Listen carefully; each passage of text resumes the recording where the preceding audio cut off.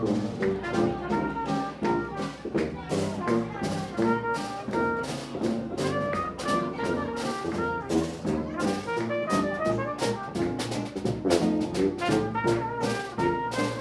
name is Aditya.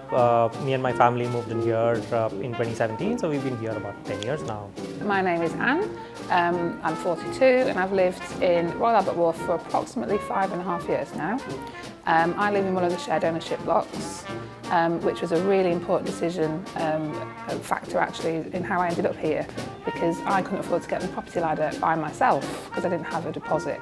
And shared ownership has actually changed my life for the better, because I'm now able to buy property, or half of a property, and that's going to give me equity so that I can get further up the property ladder.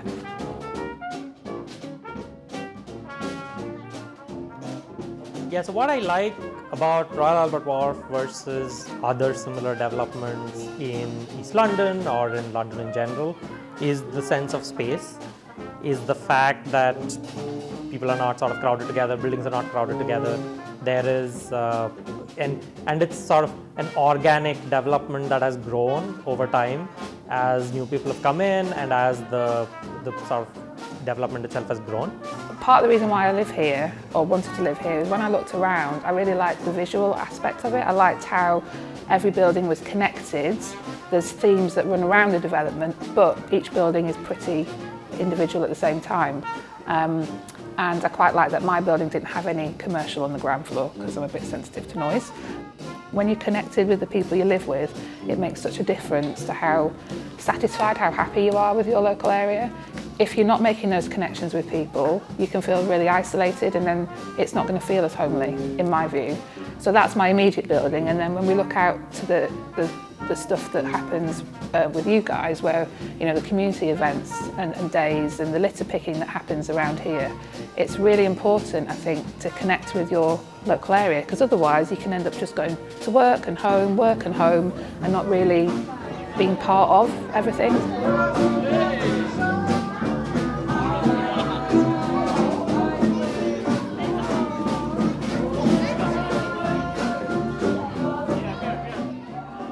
I really like that the stuff going on for kids. I think it's really important to get kids involved from a young age with their community, because if they look after their community from a young age, then they're going to look after it when they're older and take more pride in the area, and so on and so on.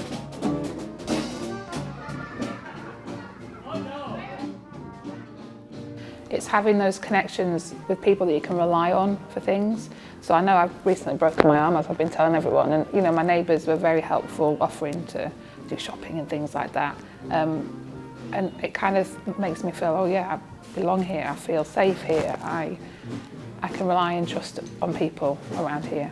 And I'm very appreciative as well of the fact that I feel safe here. I should probably mention that I do feel safe here as a woman, and I go out as normal, socialise, and I come back at all different times of day and night, and I've never once felt unsafe here.